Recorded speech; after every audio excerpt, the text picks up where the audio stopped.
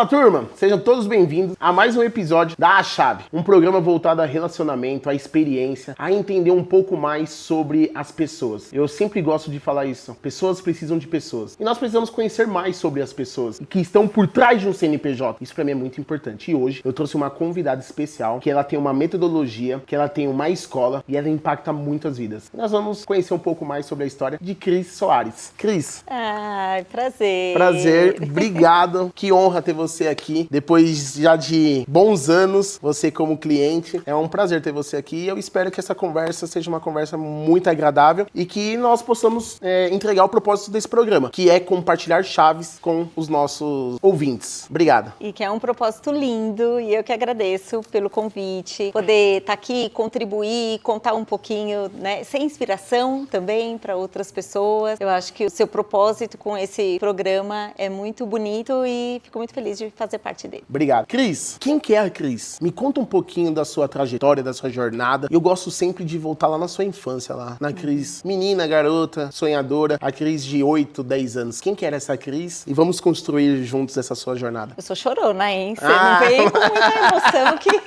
que eu não dou conta.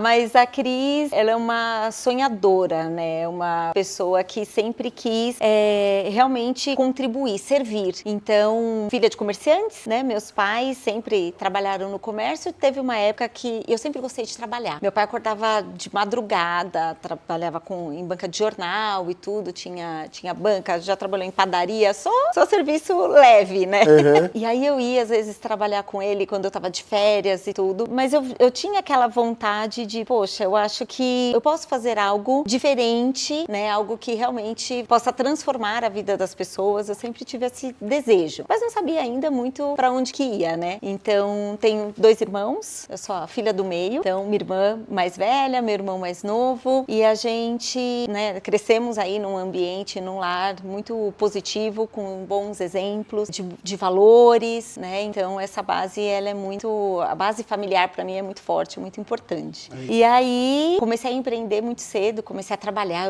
Com 15 anos, eu já tava, pai, por favor, me deixa trabalhar. Não, você tem que estudar. E eu já queria trabalhar. Não sei o que eu tinha na cabeça, né? Que depois o resto da vida já ia ter que trabalhar, então podia ter ido com mais calma. Esse desejo mesmo de produzir, de ser importante, de conquistar as coisas, eu sempre tive muito forte. E aí, trabalhei um primeiro momento ali, entrei pra faculdade, né? Ainda, inicialmente, pensei ali em fazer direito. Não, Cris, calma. Calma, menos. Não, eu adoro isso, eu adoro. Eu sou empolgada. Eu também. Então, vai longe daqui. Mas qual que é a sua memória com o seu pai lá ainda quando criança? Qual que é a memória que você tem do seu pai, da sua mãe, dos seus irmãos? Qual que é uma memória que vem muito rápido assim na sua mente? De muito trabalho. Do meu pai, muito trabalho. Meu pai sempre trabalhou de domingo a domingo. Eu não conheço pessoa que trabalhe mais que meu pai. Nunca conheci. Alguém que não tem final de semana, não tem tempo ruim, sabe? Essa lembrança de uma relação positiva com o trabalho. Que legal. Ir trabalhar nunca foi um peso, nunca foi aquela, né? Nunca voltou se queixando. Meu pai foram pouquíssimas vezes. Eu não me lembro dele se queixar do trabalho. Eu me lembro, às vezes, de uma situação ou outra muito isolada, de compartilhar ali, né, com a minha mãe, de contar como foi o dia e, de repente, ter ali uma situação mais desafiadora, mas nunca uma relação ruim com o trabalho. Legal. Então, a visão, você, quanto criança, era de muito trabalho, mas o trabalho não era um peso. Fardo. Exato. Hoje você é muito trabalhadora também? Você é muito intensa? Muito. Minhas filhas falam, pronto, lá vem ela inventando outra coisa, mais coisa pra fazer, mulher sossega. Elas brincam. E não é um peso. E não é um peso. Por isso que, às vezes, as pessoas perguntam da minha vida e eu falo muito do trabalho porque faz parte da minha vida, faz parte de quem eu sou, né? Da sua construção. Da minha construção. E eu falo que o trabalho pra mim é objetivo de vida, porque o meu propósito, ele é tão forte. Eu nunca me desvinculei, eu nunca me distanciei dele. Então, pra mim, é algo natural, faz parte. É um estilo de vida. É um estilo de vida, exato, é isso. Tá, aí você entra na faculdade, lá com 18 anos que eu te interrompi.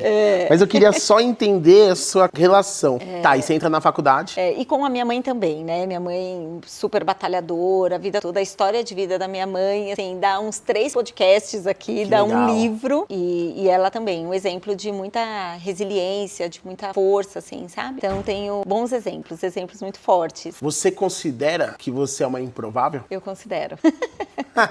E por falar em improvável, né?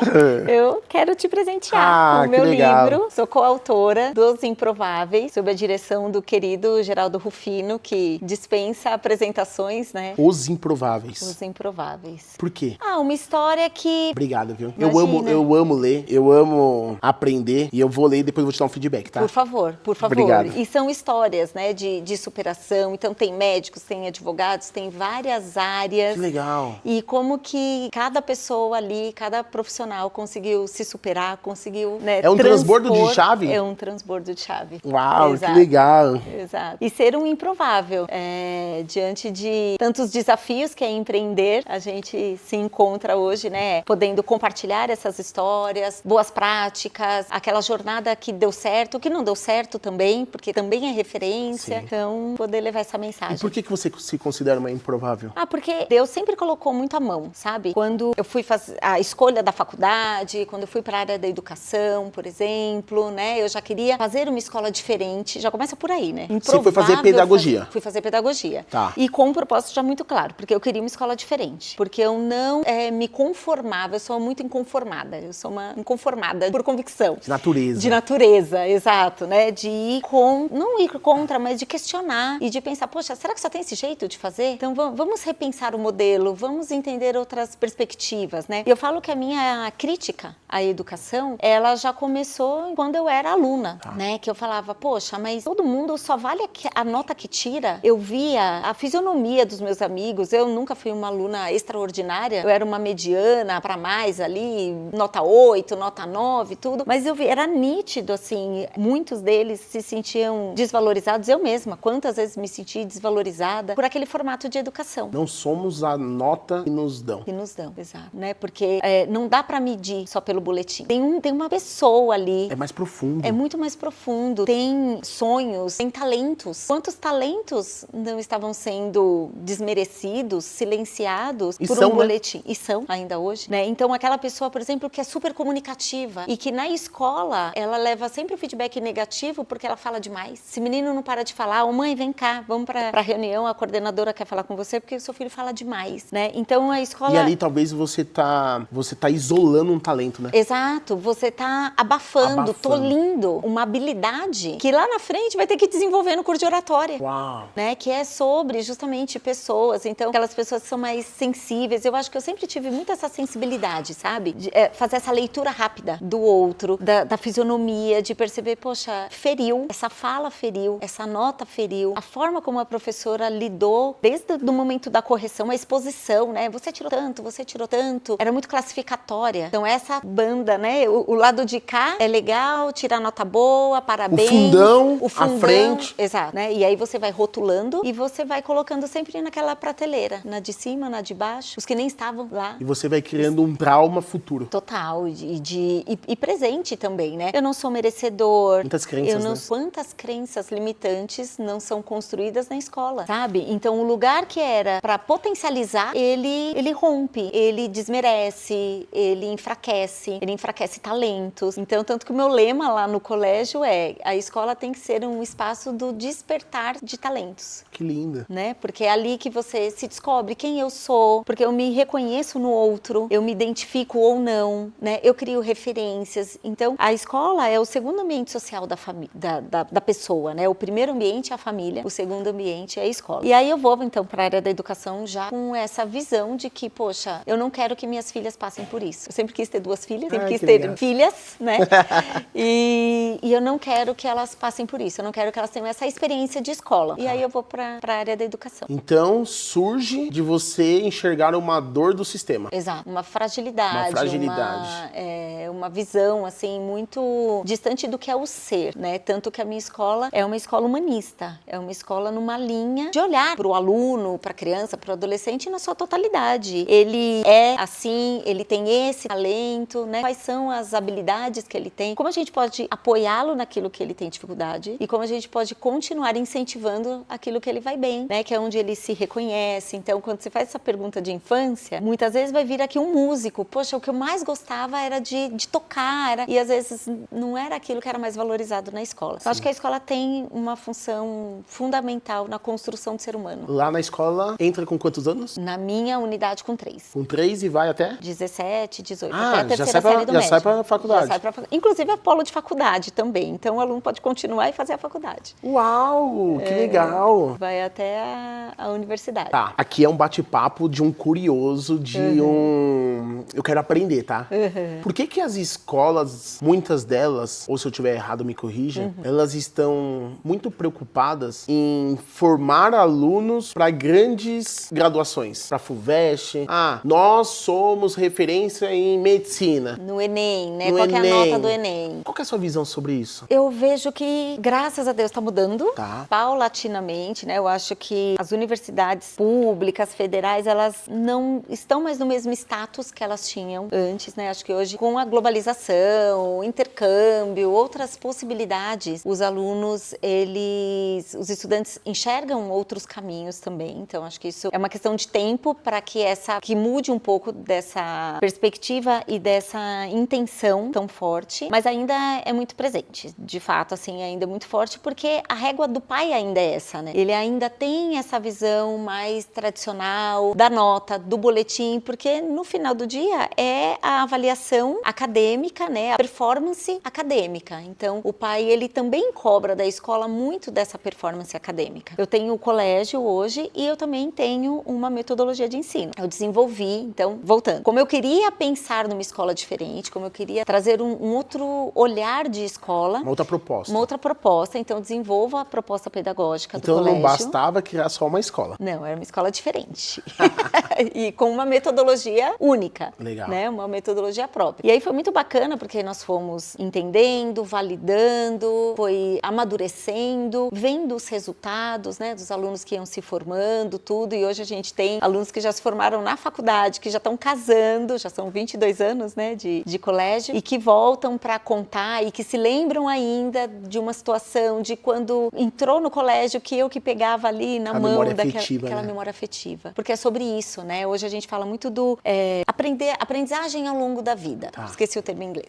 A aprendizagem ao longo da vida. Então, a gente está aqui aprendendo, não tá? Sim. Então, é importante construir uma relação positiva com a aprendizagem. Legal. E onde é esse espaço formal de aprendizagem? A escola. Então, eu preciso construir um ambiente positivo, onde a escola, para mim, é um lugar onde o aluno tem que querer estar. Tem prazer, né? Tem prazer. E não ele tá ansioso em concluir para sair dali, né? Para sair. Então, muitas vezes, qual é o melhor horário da escola? O horário do lanche. A aula de educação física. É a aula que eu posso sair, né? Que eu posso extravasar. A aula vaga, o dia que o professor falta. Não vejo a hora de chegar às férias. Aí lá na frente, eu não vejo a hora de chegar ao final de semana, que eu não aguento esse trabalho. Porque a gente vai trazendo fugindo. De uma forma negativa. Sim. Né? Então, se a gente constrói uma relação positiva com a escola, com essa cobrança, né? Com rotina, com responsabilidade, não precisa ser pesado, não precisa ser difícil, assim. Então, a gente constrói essa linha pedagógica, essa proposta. Em 2017, nós somos reconhecidos pelo MEC pela inovação e criatividade na educação. Nós somos uma escola referência no Brasil. A gente está no mapa de inovação do MEC. Parabéns, Cris. Obrigada. Parabéns.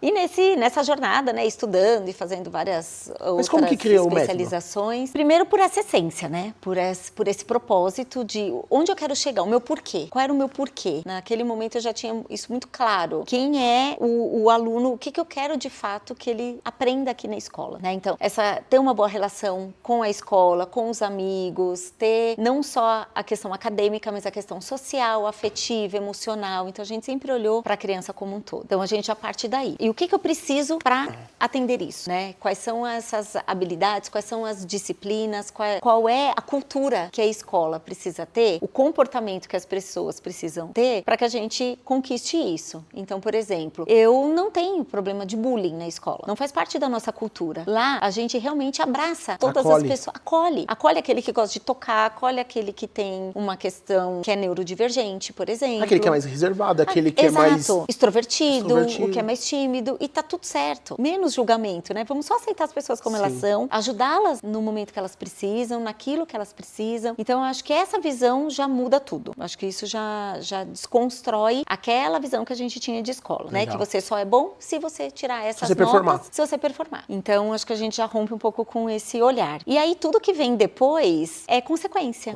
Né? Então, eu tenho uma intenção muito clara de quem eu quero formar, como eu quero formar, e aí as disciplinas, né? A conduta conduta, como o professor vai lidar, por exemplo, com o desentendimento entre os alunos. Vou falar, fica quieto, você faz isso, você agora vai pro cantinho do pensamento e você vai fazer, né, você vai levar uma advertência, por exemplo. Não, vamos entender o que aconteceu. Mas ele me empurrou. Você empurrou ele? Mas por que você empurrou? Não, eu empurrei, mas também a gente tava lá na aula e ele ficou me cutucando, ele ficou me perturbando. Eu avisei pra ele, na hora do intervalo eu vou te empurrar, você vai ver. E aí vamos entender o que é o certo e o errado, né? Então eu sempre trouxe, por exemplo, não pro julgamento, mas pra reflexão. Vamos pensar, né? Onde começou o desrespeito? É assim que a gente resolve? É empurrando? É batendo? É provocando? Como que a gente poderia ter resolvido isso? De que outra forma você acha que poderia ter resolvido isso? E aí você faz eles ainda, quando criança, pensarem. Exato. O tempo todo. Eu sempre falei pros meus professores, vocês sempre têm que responder uma pergunta com outra pergunta. Eu posso fazer tal coisa? O que você acha? Você acha que é o momento certo? A gente acabou de voltar do intervalo. Você acha que faz sentido você sair de novo para ir ao banheiro, por exemplo? Então, você para de ficar naquela coisa da terceirização da culpa, da responsabilidade, sempre, né?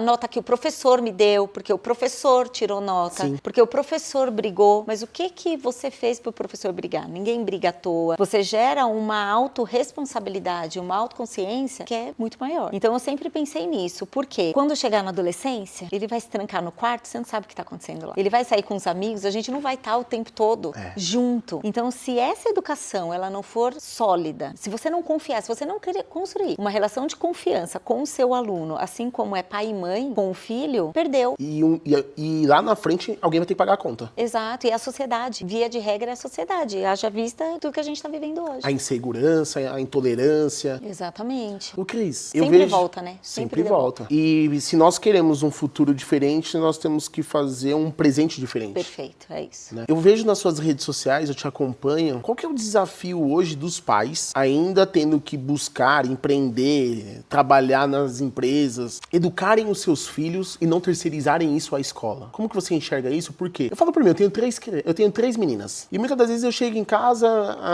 a minha do meio, ela tem a sua personalidade. Exato. E eu vejo que ela requer atenção. Em muitos dos seus vídeos eu me deparo e eu aprendo com seus vídeos. Por quê? Ela demonstra a atenção dela numa outra linguagem. Irritada. Exato. Nervosa, chorando. E nós pais acabamos não enxergando isso. Qual que é a sua leitura sobre isso? Sobre essa criação neurocompatível? Eu amo isso, eu amo esse tema. É incrível, né? Porque, gente, a gente tem um poder tão grande nas mãos de evoluir, né? De melhorar, de moldar essas mentes ou de destruir. Então, tudo começa na família. Tudo começa na família. Tanto que hoje, o meu projeto de vida tá muito mais... Hoje, o meu coração tá muito nesse lugar, né? Da parentalidade, porque eu vejo justamente isso. Quando alguns alunos que a gente recebe, uma grande maioria, eles já vêm com tantos traumas, eles já vêm com tantas dores, com tantas crenças, que a gente tem que desconstruir tanta coisa que poderia ter sido evitada se a família tivesse melhor preparada, né? Os pais não têm curso para ser pai. Então, você vai aprendendo com o erro. E nem todo pai tem a sensibilidade de perceber, poxa, minha filha tá irritada, por que será? Porque eu sempre digo que o comportamento é sintoma. O comportamento da criança é sintoma. Legal. E, via de regra, a causa são os pais. É o pai. Quando a gente vai entender por que aquele aluno, por que aquele menino tanto bate na escola, por que ele tá agressivo, por que ele empurra, por que ele tá agressivo nas palavras, com os professores, e a gente chama a família para conversar, tá acontecendo alguma coisa? Não, tá tudo bem. E aí você tem que ir puxando, aí você descobre que o pai tá viajando muito, que ele tá fazendo muita hora extra, é final de ano. Tá ausente. Tá ausente. Em alguma medida, tá faltando, né? A criança, ela precisa ser preenchida de amor, de afeto, de atenção. Ela é uma folha em branco. De carinho, de tudo, de limite. Então, essa falta de tolerância também do pai, que chegou cansado, trabalhou o dia inteiro, não tem uma boa relação com o trabalho, tá num lugar que ele não gostaria de estar, né? E aí ele chega e muitas vezes é na família, que é o porto seguro, que ele sabe que por mais que ele faça, o filho nunca vai deixar de amá-lo. A criança, ela deixa de amar a si própria. Quando o pai briga, quando a mãe maltrata, bate, né? Quando a criança se sente menos, ela deixa de amar a ela mesma. Eu não sou merecedora. E é quando as crenças são instaladas. Perfeito. Porque a gente vai construindo esses modelos mentais, né? A gente vai construindo e é no dia a dia. Não adianta de domingo ser o melhor pai, né? Não adianta no aniversário dar um mega presente. Se no dia a dia não é tá presente. faltando, não é presente. Não tem presença. Falta o básico. básico, né? Que é se importar, é a criança se sentir vista, se sentir importante. Então, quando você falou, poxa, eu tenho 3 filhas, e eu tenho certeza que cada uma é de um jeito. Eu mudei minha relação, mudei assim, eu sou um cara que eu procuro estudar muito. Quando eu li o livro do Marcos Mion, que é Pai de Menina. Sim. E ali eu entendi que eu teria que ter uma linguagem individual com cada uma delas. Perfeito. Eu precisaria ter um tempo individual com cada uma delas. Exato. E eu precisaria conhecer cada uma delas. Esses dias eu fiz um story até contando do dia da filha única com a minha caçula. Então, passamos o dia juntas, fizemos coisas que criar memórias afetivas e brincadeiras internas, né? Aquela coisa que é só entre a gente, só a gente sabe, né? E individual. Individual. E em algum momento em grupo. O tempo todo, né? Tá. Vai gerindo vai isso. gerindo, exato. Mas precisa ter o individual. Precisa ter o individual. E muitos pais erram aí, né? Muito, porque não vê essa necessidade, não vê a importância, só que nesse momento que você cria intimidade, que você conhece de fato o coração dele, sabe? Porque às vezes, no coletivo, ainda mais as crianças, elas se provocam, e às vezes uma tira a atenção da outra, tudo, você não consegue ter aquele olhar único, né? É desafiador para a família. E eu falo que para cada criança precisa de um pai e de uma mãe. Para cada criança precisa de um pai e de uma mãe. Você tem que ser um pai para cada uma das suas filhas. Uma precisa de limites mais claros, precisa puxar mais a rédea, porque a personalidade dela exige isso, senão ela se perde, senão ela voa, ela vai muito. A outra, se você não incentivar, se você falar da mesma forma, se você der o mesmo tom na sua fala, é essa que às vezes já é mais tímida, ela se fecha mais. E a outra, se você não falar nada, você perde. Ser pai é ser um escultor, né? É um escultor, exatamente. Individual. Individual. E nesse movimento, você está modelando, né? Então, Sim. claro, você é um modelo de comportamento, de atitude. Então, eu sempre falei muito pro pai das minhas filhas, né? Eu sou divorciada, tô no meu 2º casamento. E eu sempre falava muito pra ele, trate ela como você quer que o marido delas as trate. Então, se você for ríspido, se você for grosseiro, se você falar palavrão com elas, se você for autoritário, elas vão normalizar esse comportamento. Essa é a referência delas. Essa é a referência delas. Tanto com a atual esposa, né, enfim, quanto na relação pai e filha. Então a gente não pode normalizar o sofrimento, normalizar aquilo que não é positivo, porque a criança vai construindo essa referência. Nosso comportamento, 90% das nossas ações, das nossas escolhas, são tomadas de decisão do nosso inconsciente, não é consciente. E esse inconsciente foi formado na nossa infância.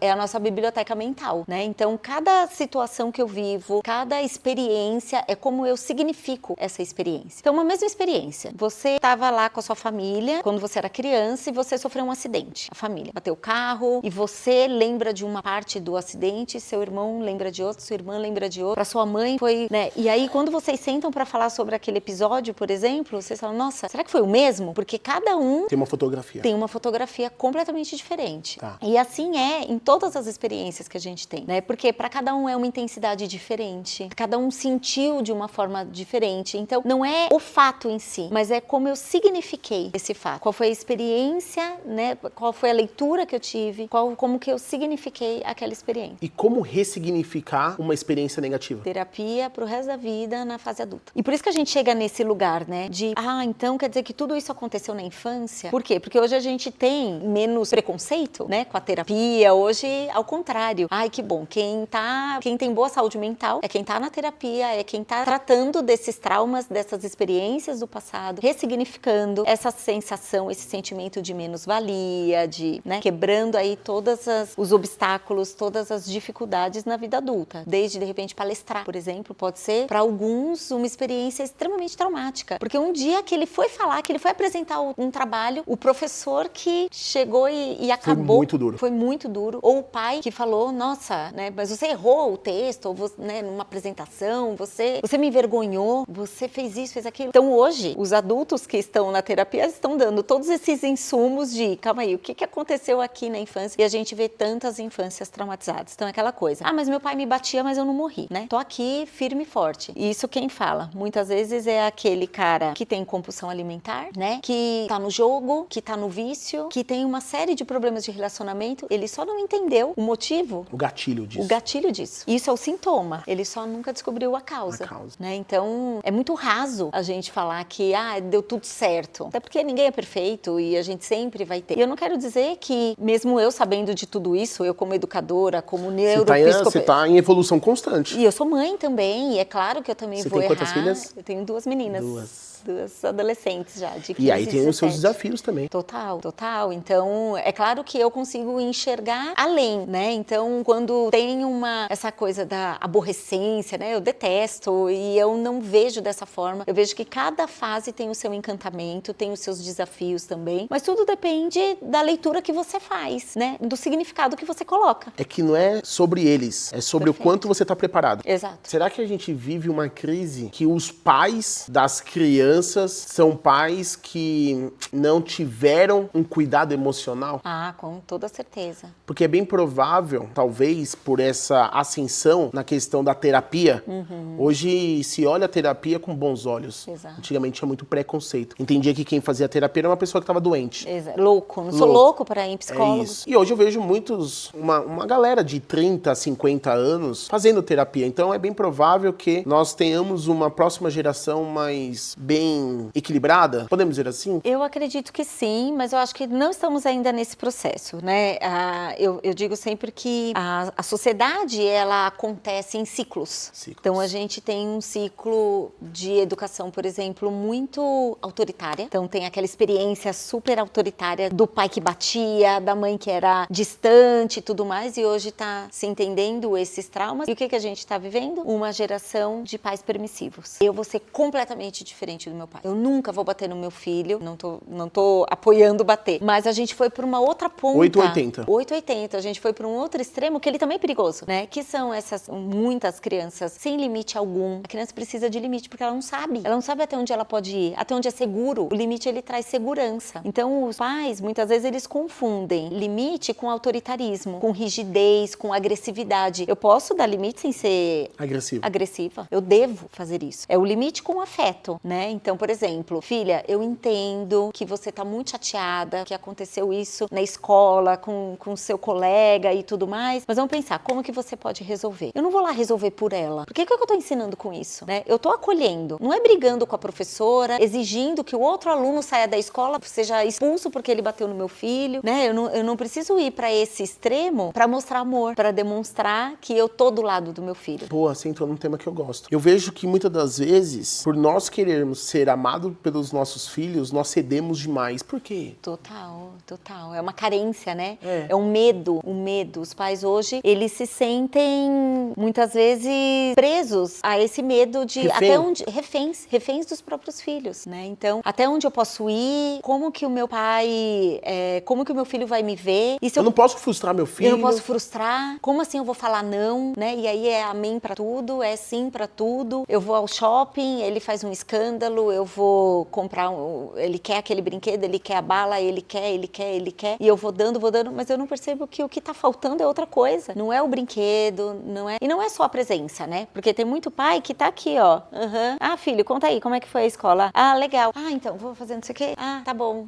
Ah, então tá, depois a gente conversa, né? Não é estar perto. Estar perto não quer dizer que está presente. Sim. Que tá se importando, que quer ouvir, né? Então, eu acho que ainda vai levar um tempo e eu espero que a gente consiga encontrar, de fato, esse equilíbrio. Hoje, o meu intuito, o meu trabalho, ele vai muito nesse sentido, de ajudar os pais a encontrar esse equilíbrio, porque... É um desafio, né? É um desafio muito grande, porque o pai tem que lidar com as demandas dele também, né? A mãe tem que lidar com tantas outras demandas. Ela tem que estar bonita, ela tem que estar saudável, ela tem que comer bem, ela tem que ir pra academia, ela tem que performar no trabalho, ela tem que ser uma boa mãe. Então, é muito desafiador. Eu me reconheço muito nesse lugar, né? Empresária, tenho 3 empresas, tenho escritora. Seu esposo, suas filhas. 2 filhas, 2 enteadas. 4. São 4 meninas em casa. 5. Comigo.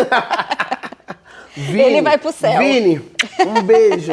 Ele e vai pro aí, céu. mediante a todos esses desafios, nós temos o nosso principal papel, que é ser presente com os nossos filhos, né? E esse não dá pra terceirizar. Não dá. Você pode terceirizar Muita coisa. Muita coisa. No seu trabalho, em muitas coisas. Mas tem uma coisa que não dá pra terceirizar. É você cuidar da sua alimentação, cuidar da sua saúde e cuidar dos seus filhos, né? Porque você também precisa estar bem. Eu acho que, novamente, é o equilíbrio. Não é a mãe se doar 100%, porque essa mãe vai adoecer, né? Essa mãe também precisa ser cuidada, ela também precisa, então eu tenho muito contato com famílias neurodivergentes. Eu sou uma família neurodivergente, né? Eu tenho a minha enteada, ela tem síndrome de Rett, ela tá dentro do espectro autista. Então eu sei o quanto exige também. E mais do que nunca, a mãe, ela precisa se preparar, né? Quem convive precisa estar bem. Então, por exemplo, meu marido é maratonista, ele corre, ele ama correr e tal. Essa é a válvula de escape dele. E eu faço questão que ele faça, né? Semana passada ele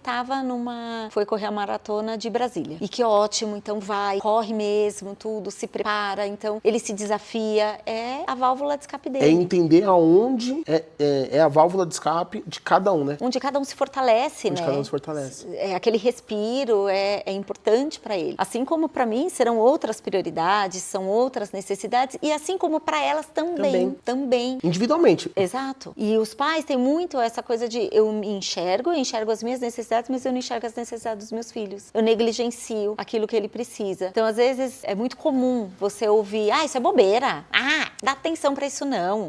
Não, porque o seu amigo te deixou chateado, né? Brigou com o namorado, sei lá, tá triste por qualquer que seja o motivo. Minha filha tá no momento de vestibular, né? De passar por todas essas questões e tudo, e teve momentos que ela tava mais irritada em casa, e aí eu falava, deixa, é o momento dela, deixa ela curtir, o estresse é extremamente compreensível quando a gente vai passar por um momento mais desafiador, que é o agora ou nunca, que é uma oportunidade única. A gente também não fica assim? Por que eu vou querer que ela tenha inteligência? Com 17 anos. Exato. Que ela consiga lidar, né, ter consciência, canalizar isso da melhor maneira. Nem a gente consegue. Então, acho que falta empatia. Deixa eu te fazer uma pergunta. Existe nas escolas um programa, um acompanhamento psicológico? É o ideal que tenha, mas não é o comum. Tanto com o aluno quanto com o pai? Não seria legal? Por exemplo, no colégio nós temos uma psicóloga, então tem a psicóloga, ela acompanha, ela faz as aulas ali de educação socioemocional com os alunos, de muitas situações que acontecem ali com eles, ela tem todo um programa para ela trabalhar, mas ela tem um momento que vamos deixar vir, né, o que vem. Lá na escola das minhas filhas, minhas filhas estudam numa escola que tem um método Piaget, né? Uhum. E tem um programa socioemocional. Exato. E eu tava conversando com a minha esposa e eu achei muito interessante que tem um acompanhamento de uma certa série em diante, e quando chega ali no segundo ano, no primeiro pro segundo ano, já tem trilhado uma característica daquela criança. E aí a escola procura potencializar. Já mapeou. Essa é a visão? Faz muito sentido, sim. Porque tem pessoas que vai ter uma característica X. Um outro aluno vai ter característica Y. E elas vão mudar ao longo da vida. E vai mudar. Porque eu sou uma Cris diferente de um ano atrás. Imagina de 20 anos atrás. Exato. Então isso também vai mudando porque a gente amadurece, né? A gente vai tendo outras experiências e isso também a gente vai se revisitando. As nossas crenças, os nossos comportamentos, tudo isso vai mudando também. Estamos em constante evolução, né? Total. Agora, sabe que uma coisa que me preocupa? Por que com 17 anos eu preciso tomar uma das maiores decisões da minha vida? É puxado. É puxada? É Como que você enxerga como uma criadora de um método, como dona de uma escola? É normal? Eu tô sendo muito reflexivo? Como que você enxerga com 17, 18 anos eu ter que tomar a decisão de uma profissão? Olha, eu vejo... Minha filha me fez essa pergunta, né? Mãe, e aí? Pra onde que eu vou? E aí a gente fez justamente esse exercício. O que você gosta? Como que você se vê? Quais são as suas maiores habilidades? O que você gosta mais de fazer? Eu gosto de ler, então vamos mapear. Eu gosto de ler, ela é super acadêmica, ela é muito inteligente, ela é muito fora da curva, sempre foi. Sempre foi emancipada na escola, porque ela é fora da curva. E aí, então, vamos entender quais são as habilidades que você tem, o que você gosta, o que você... E aí, vamos por eliminatórias, né? Isso daqui a gente tira. Uau, esporte legal. A gente tira, né? Exatas a gente tira, biológicas, como que é? Não, acho que tira também, tá. Então, entendemos que é humanas. Dentro de humanas... Mas a escola faz isso com todos os alunos? Porque você tem um nível de consciência alto? Sim. Tá.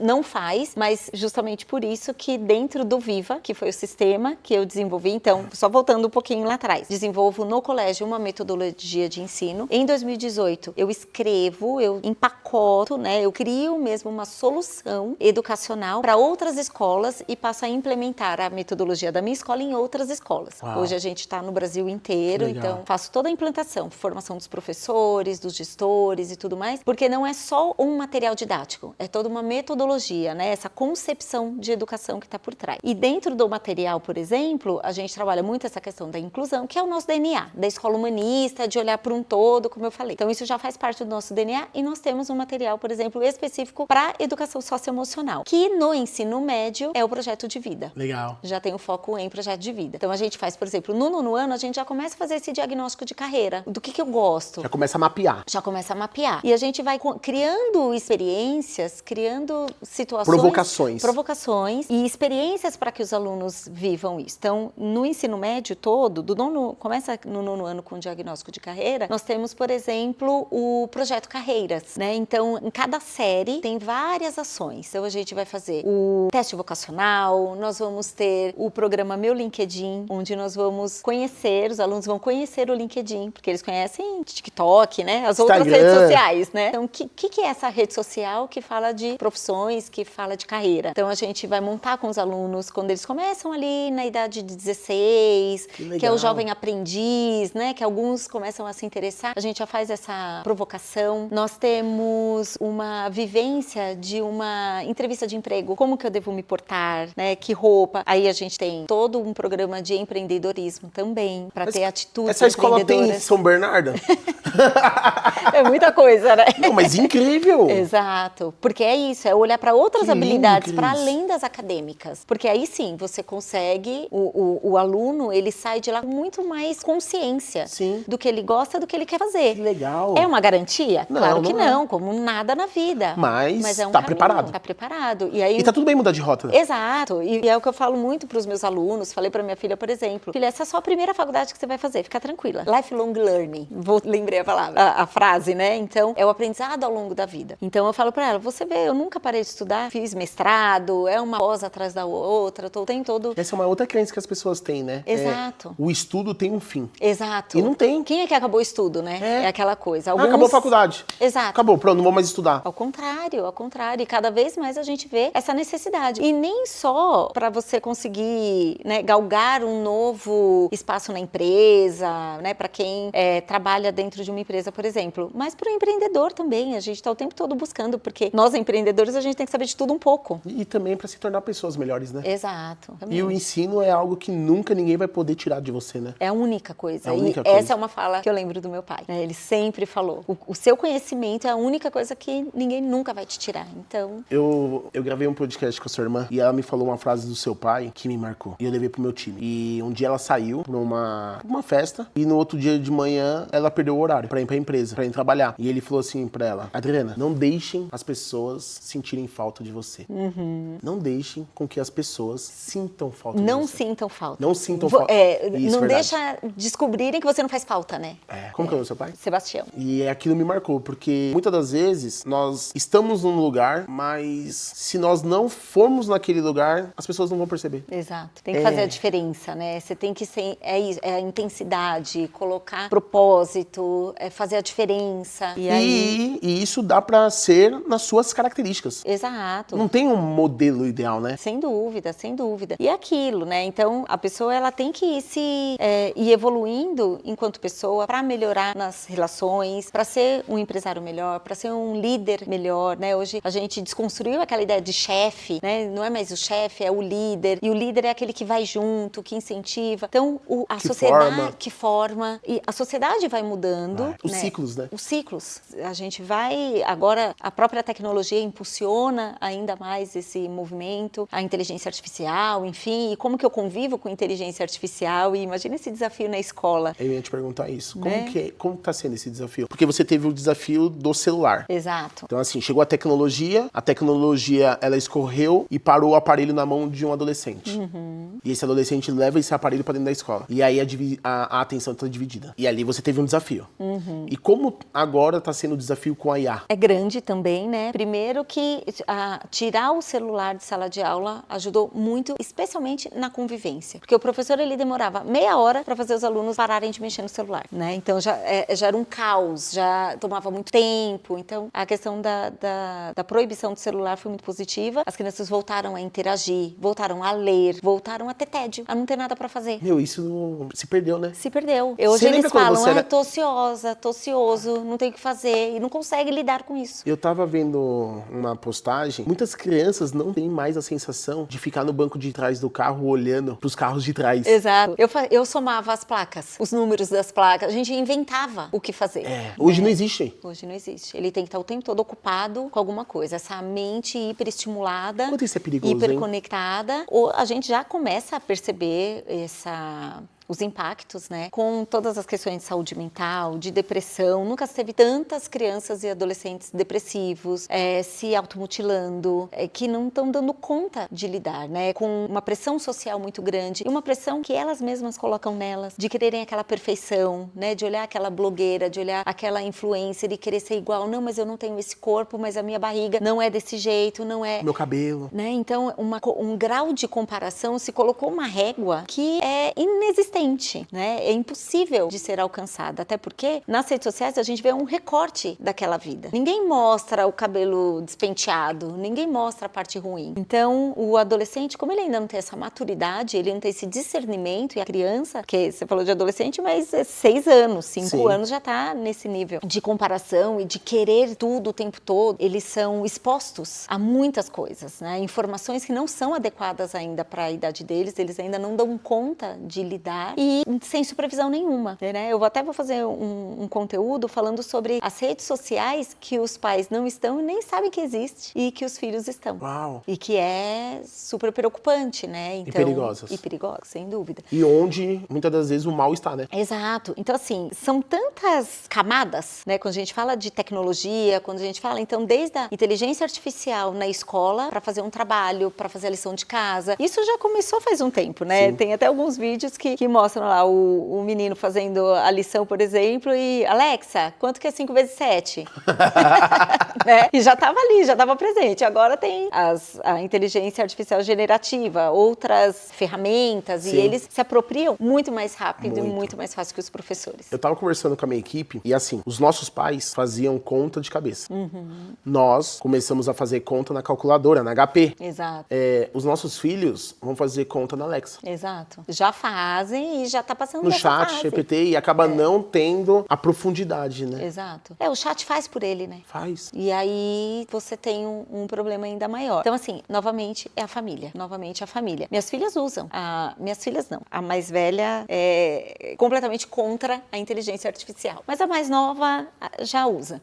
Só que ela usa para estudar. Ela usa a favor. Então, para potencializar. Para potencializar. Me explique esse conceito nessa perspectiva. Mas isso foi o quê? Eu sentando do lado dela, eu mostrando para ela como é que usa, quais são os prompts, né? Para ela não emburrecer, para ela aprender, para ela desafio, utilizar. Né? Exatamente. Porque o cérebro ele pode atrofiar. Exato. Então, o problema não é a ferramenta. Eu sempre falei isso para os meus alunos, para as minhas filhas. Uma faca, ela serve para cortar o pão e para matar uma pessoa. Tudo depende da intenção que você coloca. Então, o problema não está no celular, o problema não está na internet, né? Porque antes era a internet, chegou na escola. E nem a inteligência artificial. É o uso que você faz dela. É a intenção. É a intenção que você coloca. Boa. Então, ela sempre pode te ajudar. Então, vamos usar isso a seu favor, né? E eu falo, hoje, é tudo tão raso que eu falo para as minhas filhas, um passo acima, uma habilidade acima que você desenvolver, você já vai ter dado um passo tão grande, você já constrói uma distância tão grande. Então, hoje, eu vejo que tem muita oportunidade para esses jovens, para eles se destacarem. Sim. Com muito pouco, eles vão conseguir se destacar muito, né? Mas é uma questão da consciência que é levada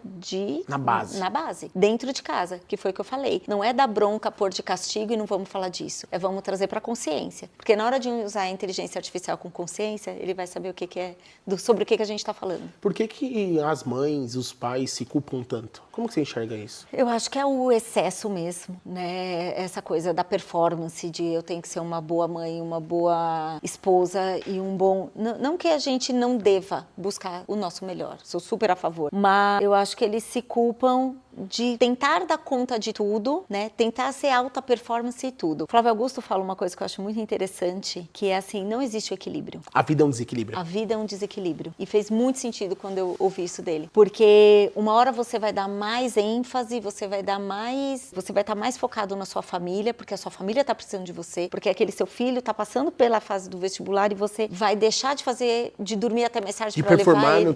De performar no trabalho, né? Para você dar atenção. Vai ter outros momentos momentos que em casa tá tudo bem e eu consigo me dedicar mais ao trabalho, porque é fato, né? A vida é esse desequilíbrio. Boa. E é assim, ó, é altos e baixos. É o nosso coração, tá lá, né? São os batimentos. Os batimentos. A hora que tiver É o linear... eco, né? É o ecocardiograma. É o eco. A hora que tiver linear é porque acabou.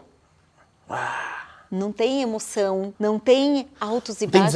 Não tem desafio, não tem angústia. E a gente precisa lidar com isso. Acho que um outro ponto muito importante... é verdade, é aí. O ponto é esse, é ensinar o filho a lidar com tudo isso, sentir e saber o que fazer com o que ele sente. O problema não está em sentir tristeza, em sentir as emoções. Mas será que as pessoas, os pais, conhecem as emoções? Nem deles mesmos.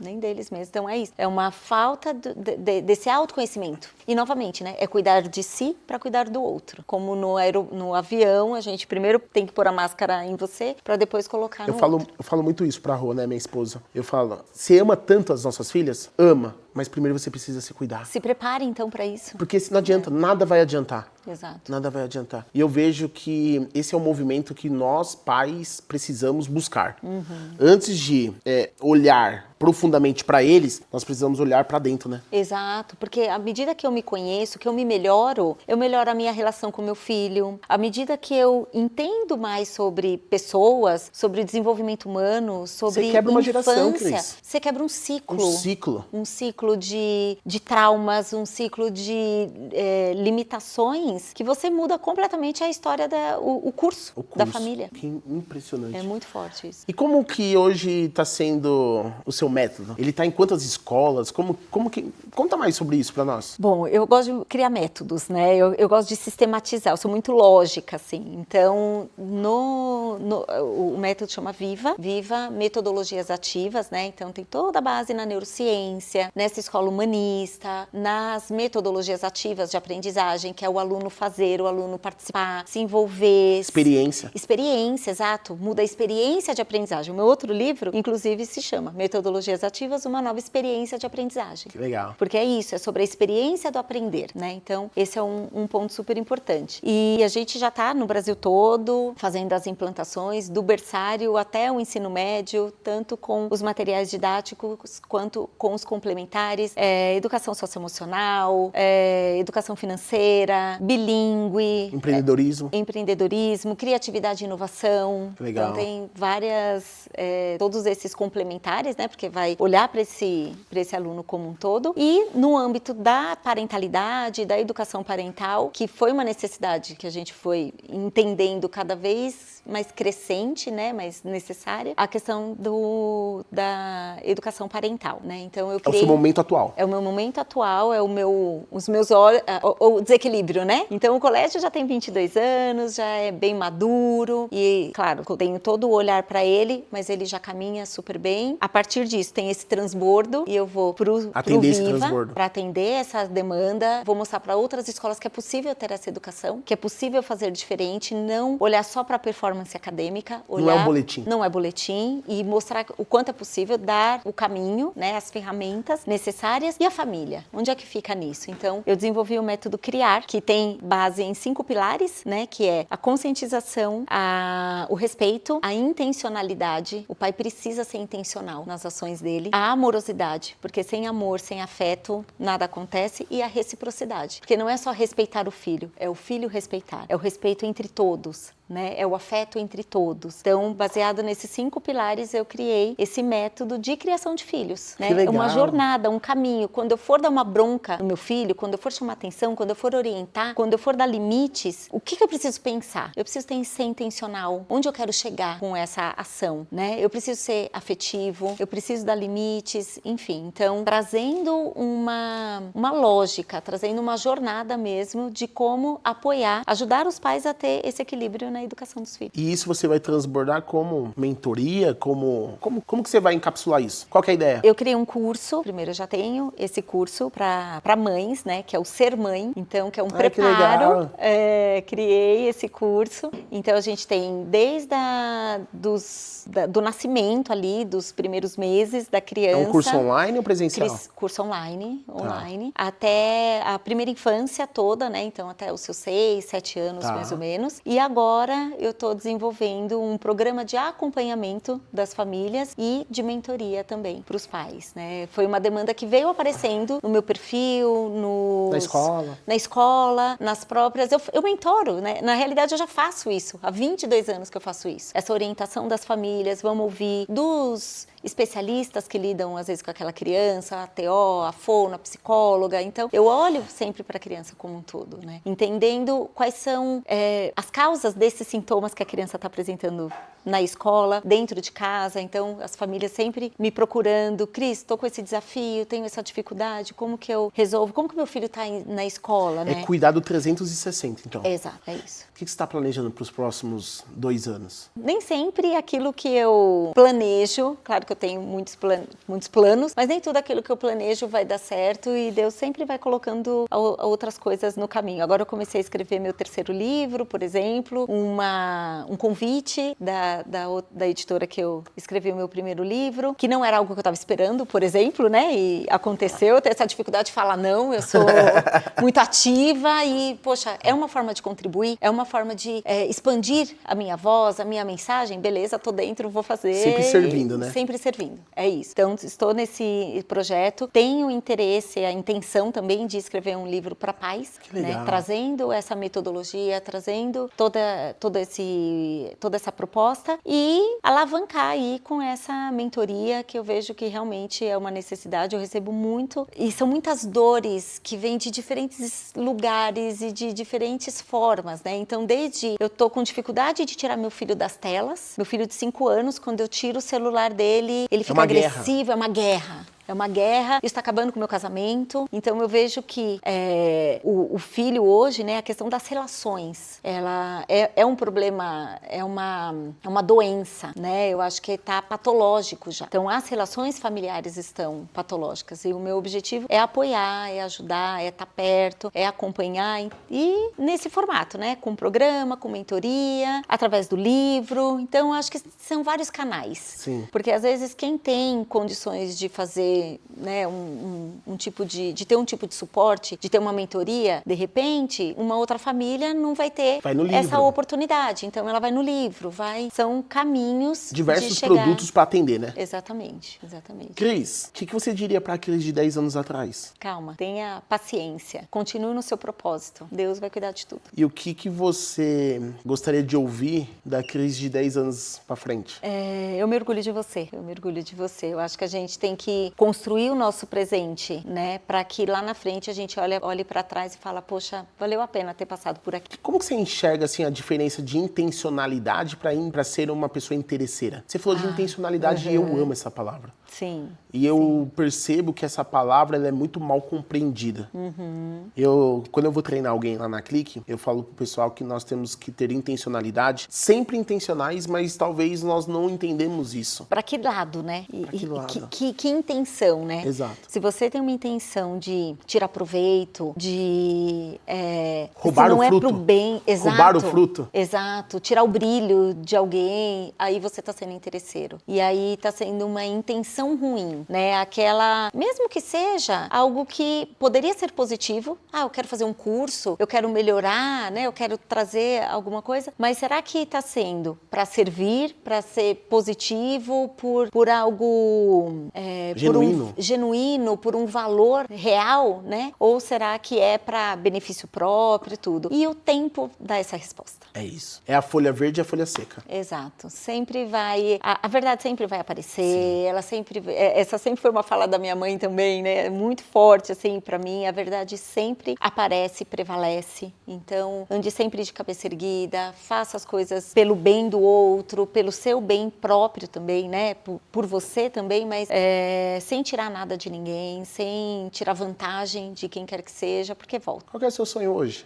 Eu tenho alguns, assim, mas hoje o meu desejo é que a gente tenha uma sociedade de fato mais humana, né? Eu acho que a gente vem evoluindo, a gente vem regredindo o tempo todo, a cada ano. Poxa, há quantos anos a gente não traz as discussões sobre educação e a gente continua no mesmo lugar, né? É tão difícil difícil você transpor, mas eu acredito que tudo começa na educação, seja em casa, seja na escola. Esses dois ambientes, eles têm muita potência sobre a sociedade. E aí eu não estou falando do meu filho, do seu filho, de um ou de outro, é a sociedade como um todo. Então, a gente precisa ser intencional para que a gente tenha um resultado diferente do que nós estamos colhendo hoje, né? Do que a gente vive hoje. Boa.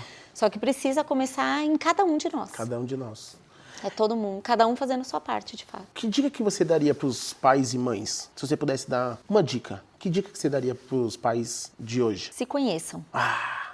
Se conheçam. Olha pra dentro, né? Conheça seus traumas. Olha por que você faz o que você faz. Por que você age como você age. 90% das nossas ações, elas vêm do nosso inconsciente, né? Tá mapeado, tá guardado num lugar. Uma caixinha, numa caixinha, né? Naquela caixinha de Pandora. Abra. Se descubra, para que você não reproduza. É isso. Finalize ali os ciclos negativos. Exatamente, né? Mas para isso você precisa se conscientizar. Por isso que no método Criar, o primeiro pilar é a conscientização. Se eu não me conscientizar de quem eu sou, primeiro, por que eu ajo assim? Por que eu sou tão explosiva? Por que eu sou tão amargurada, né? Uma mãe amargurada, como que ela vai transmitir afeto? Por que esse pai ele não consegue demonstrar afeto pelos filhos? O que aconteceu? Como foi essa infância dele? Aquele livro ou filme, A Cabana? Nossa, muito forte. É muito forte e ele traz muito isso. Nós somos, a gente reproduz as nossas marcas, né? Então as nossas experiências vão deixando as cicatrizes que a gente carrega. E essas cicatrizes que vão ser reproduzidas nos nossos filhos, nos nossos netos. Então, que nós sejamos esse rompimento, né? Essa geração que vai desconstruir, que vai que vai romper com esse ciclo. Que lindo. Qual que é o legado que você quer deixar? Eu falo que se eu ajudar a transformar uma família, já valeu a pena, já fez sentido. Sabe? Se uma criança, se um adulto olhar para trás e falar, poxa, você fez a diferença, você mudou a rota da minha família. A rota da minha família. Hoje a minha família é mais feliz, hoje eu me sinto respeitado dentro de casa. Não só a criança, mas a mãe também. Por isso que eu falo da reciprocidade. Então, se eu conseguir, né, colocar uma semente ali e que gere o encerramento de um ciclo negativo, depreciativo, ruim, traumático para uma família, já valeu a pena. Que gostoso esse bate-papo, viu? Rapidinho, leve. Rapidinho, passa rápido. Turma, uma delícia. É isso. Cris, eu quero te agradecer por esse tempo, por essa oportunidade de transbordo, poder te conhecer um pouco mais e ver essa pessoa incrível que tem aí dentro de você. Que Deus possa continuar te abençoando, te iluminando, te dando visão, que você possa encontrar a próxima família para você mudar a rota delas. E eu desejo tudo de melhor para você. Foi um prazer. Obrigado. Obrigada. Adorei. Deixa uma mensagem pro pessoal final. Tá, joia, e onde adorei. eles te encontram? Boa. Bom, primeiro, conheça-te a ti mesmo. Primeira coisa, você precisa olhar para dentro, entender por que você faz o que você faz, o que te motiva para ser tanto para o lado bom quanto para o lado ruim, aquilo que você gostaria de mudar, né? Por que você precisa mudar e por que você precisa evidenciar e continuar aquilo que é de melhor em você, porque também precisa ser mantido, né? E ser levado adiante. Então, para ser um bom pai, você primeiro precisa ser uma pessoa melhor. Então, primeiro o movimento acho que tem que ser esse, tem que ser de dentro para fora. E você me encontra nas minhas redes sociais, Cris Soares, acho que é Cristine R. Soares, @Cristine R. Soares no Instagram, no YouTube também. Preciso produzir um pouquinho mais, mas também tô lá. Em breve teremos um livro aí também para as famílias. Uma mentoria. Então tem muita coisa por vir ainda. Tanto para as famílias, professores já me conhecem bastante através dos meus livros também. Viva.metodologia, Colégio Guaiaúna. Esses são os meus pontos de contato aí que eu tô sempre presente. Obrigado. Obrigada. Turma, é isso. Encerramos mais um episódio e aqui nós fizemos um especial de Natal com a Cris para falar de família, falar de base, falar de estrutura. Eu quero agradecer a Cris, que Deus continue abençoando esse projeto, esse propósito maravilhoso dela. E nos encontramos na próxima temporada, que será em janeiro. Beijão, Deus abençoe você e sua família. Autoconhecimento é tudo. Tá bom, galera? Beijo, até a próxima. Tchau.